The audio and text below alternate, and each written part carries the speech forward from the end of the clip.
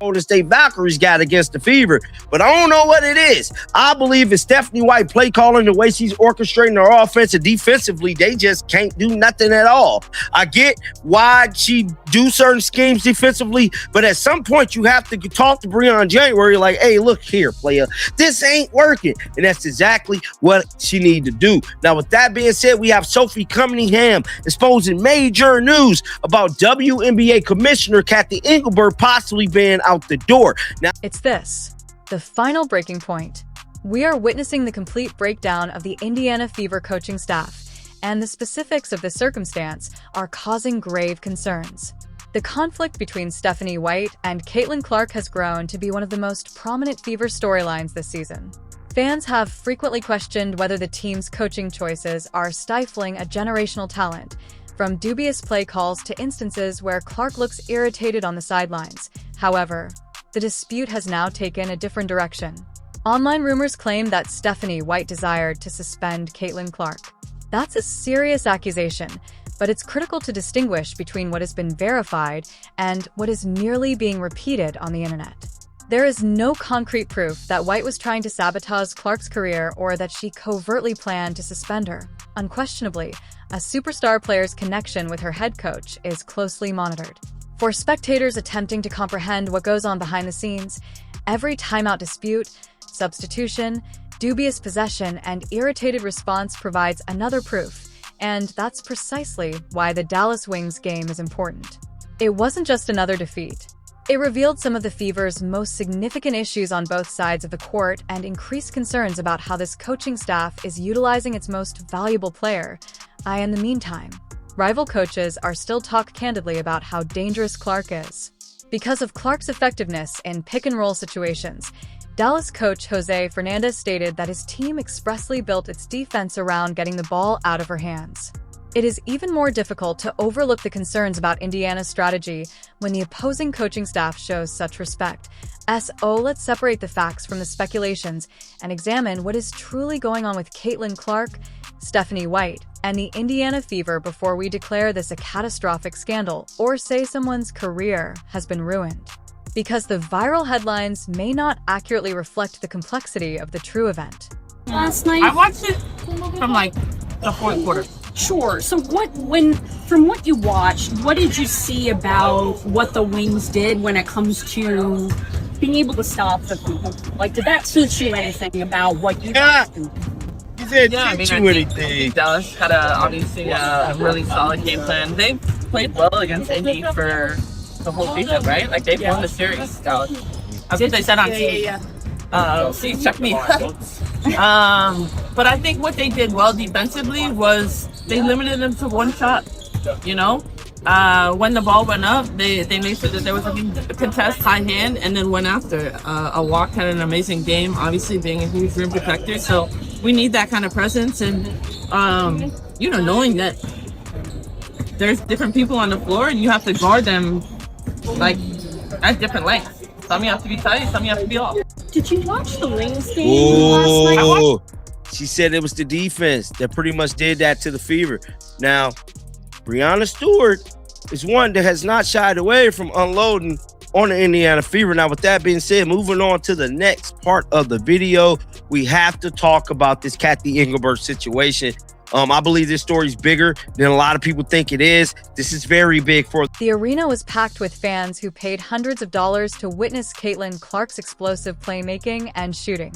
Rather, Indiana found it difficult to produce the kind of offensive that Fever supporters have grown accustomed to. The Fever found it difficult to regularly provide Clark with clean opportunities, and she frequently encountered hostile defensive attention. The outcome was a poor performance that infuriated the crowd, and Stephanie White's criticism grew more intense during the game. The coaching approach was swiftly criticized on social media, with some supporters demanding adjustments. However, at that point, the narrative must be kept apart from conjecture. It is explosive to say that White was jealous of Clark, surreptitiously attempted to get her suspended, or purposefully ruin the offense. Unless even if there is solid evidence from the WNBA, the Fever, or trustworthy reporting, it shouldn't be presented as reality.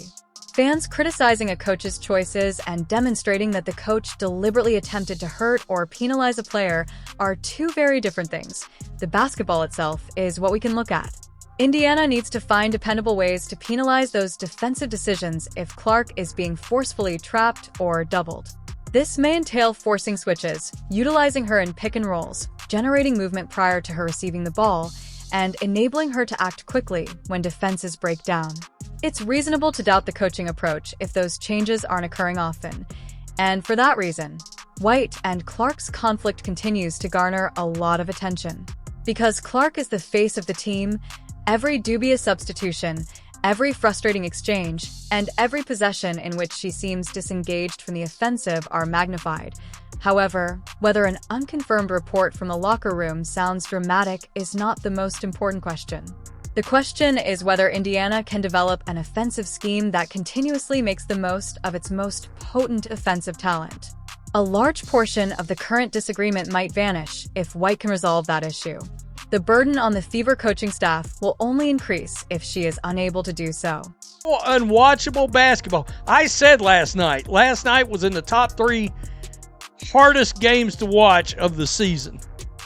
It was brutal. God dog, last night was boring. In fact, I said last night during the watch party that only the WNBA could have a battle between what's supposed to be 2 of their top 5 biggest stars, Paige Beckers and Caitlin Clark. Only in the W could the WNBA figure out how to take a game like that, make it close for most of the game, and it be boring as hell. That's some W shit. That happens a lot in this league. A lot in this league. Vanderbilt Fever. Caitlin White literally got tackled. Stephanie White just sits there with her arms crossed, sniffing and twitching. Congratulations, Stephanie Weatherspoon. Aw, damn. Shout out Teresa Weatherspoon. Whoa. Lethargic performance. That's on the coach. I mean, that's just all there is to it. Stephanie White, rhythm killing, circle the wagons offense. God. Just make one more pass. I dare you. Make one more pass. You all need a new coach, just saying. You simply can't just drive to the hoop every offensive play. At that point, the narrative took yet another dramatic turn. Any public criticism from Breanna Stewart, a multi-time champion, MVP, and one of the sport's most respected voices, would be taken very seriously. However, there is a crucial distinction to make before embracing the widely circulated assertions on the internet. There is no solid proof that Stewart made the statement about Stephanie White that was quoted, or that she publicly accused White of attempting to suspend Caitlin Clark. This is important since there is a huge difference between a confirmed comment and a quote that has been fabricated or misattributed. A popular post may give the impression that a well-known WNBA player has revealed a coaching scandal, even though the original statement may never have taken place. All we can say is that Indiana's treatment of Clark has drawn more and more criticism. Fans have questioned Clark's use, attacking choices and substitutions, especially when teams forcefully take the ball away from her. These issues are valid subjects for basketball analysis. However, allegations that Stewart publicly destroyed Clark's credibility, that White was intentionally attempting to destroy her, or that she wanted a suspension must be supported by concrete proof before they can be accepted as true. Indiana's true pressure point is much more straightforward. Can Stephanie White create an offense that regularly places Caitlin Clark in situations where her shooting and playmaking are most effective? The criticism will persist if the solution is not evident, and each challenging defeat will bring. Now, shout out to Patrick Benedavid because he spoke a lot and reacted to what Sophie Cunningham said about Kathy Future in the league. Let's listen to Sophie Patrick. Cunningham hints at WNBA commissioner shakeup as she goes after Kathy Engelbert. I do feel like as a whole, that could be a position that's maybe open at the end of the year. What are you talking Boom, about? told you. That means the commissioner positions may be open at the end of the year. She added, Kathy Engelberg's done a lot of good things, but with where our league is trying to go, I feel like you just want someone who also wants that. That's up to the NBA commissioner, Adam Silver, at the end of the day. Sophie Cunningham is calling out directly saying, Adam, at the end of the day, you're the top brass. You got to make a decision. I was thinking about this the other day, and it's almost as if this was a plan, Tom, like an attempt to bring some attention to a sport. Yes, they're making the money, but it's just unwatchable. Look at the attention, guys. This is, I think, what, the fourth week. We're talking about it. We have so many issues that we talk about. They're bringing this, they're doing that, transgenders this, all this type of situation. Yeah. I think this might be a real purposeful ploy to bring people and eyeballs and everything. And you know what? I wouldn't be surprised if they actually let some biological men come on that court, because at least it would make it watchable. I tried, I'm not even joking, I tried to watch a couple of minutes, and just watching, what's her name? Reese? What's her name? Angel Reese. Angel Reese laying up. It's Some such. people called her, she's good. She's like the Jordan of. Yeah, the Jordan. I think it was Ari Spears. He said something like she looked like a baby giraffe trying to stand. Like, you know, they can't even move. I think it's just all a ploy because it's unwatchable. But it's like the attention that they're trying to get is unbelievable. But I respect Sophie Cunningham because, Tom, what's the word that you said? Authentic and fair. And there's two words too. I'm gonna add on top of that. Common sense. Ooh. That was Patrick David. However, neither Breanna Stewart nor the irate supporters were the last straw. The viral version of this tale presented as coming directly from Caitlin Clark. Online rumors indicate that Clark tackled the matter head-on and made a statement denouncing the team's leadership. Presenting the speech as truth, however, has a serious flaw. No reliable source is offered to demonstrate that Clark indeed said those things. This also holds true for the previous claim that Stephanie White attempted to get Clark suspended in secret. Without an official transcript, press conference recording, interview, or trustworthy report attesting to the statement, it shouldn't be portrayed as anything Clark actually said. The larger conflict between White and Clark is undoubtedly worth talking about. There has been much discussion over their offensive choices, substitutions, sideline exchanges, and Clark's use.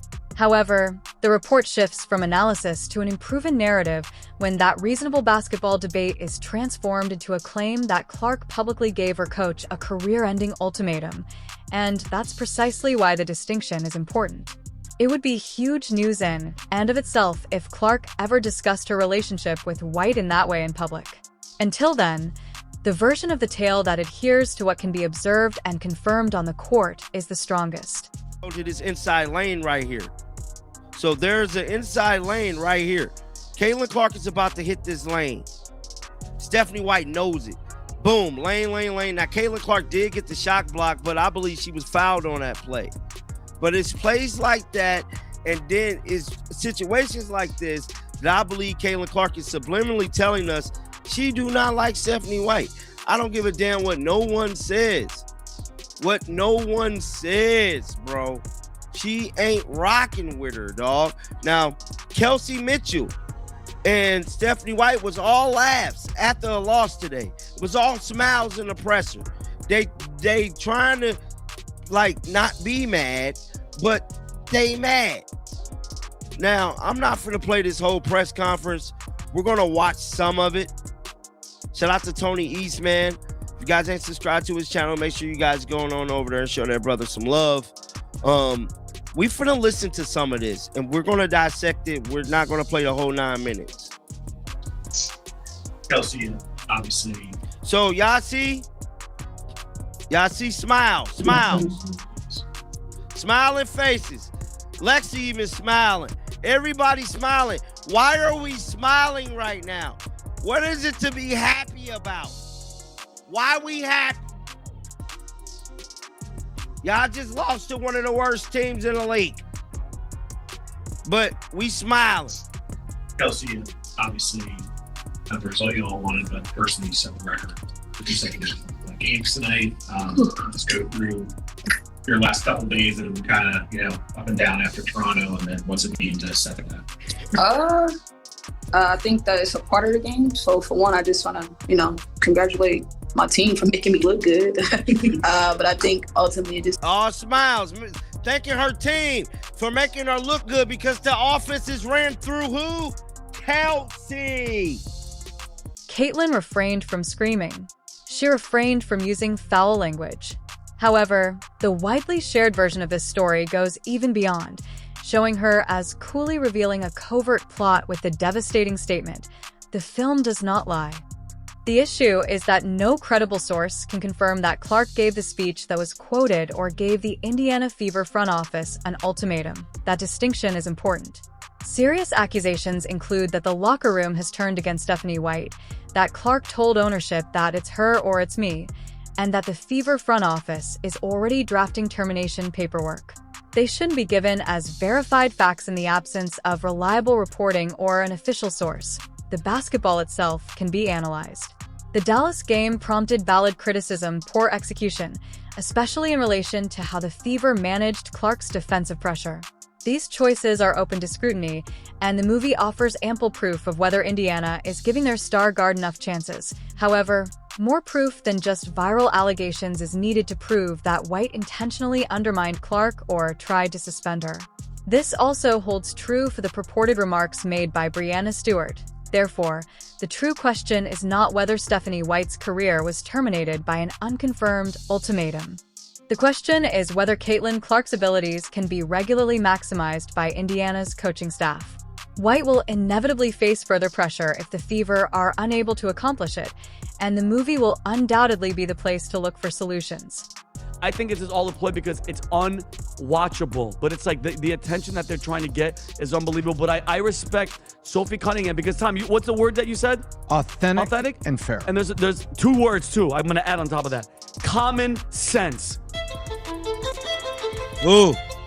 That was Patrick Ben-David. Now, this is what Fox is saying. Silence for advocating for women's sports. Furthermore, the WNBA and its partners may have exposed themselves to a legal liability by censoring fans' viewpoints. Your first reaction to this, Kaylee?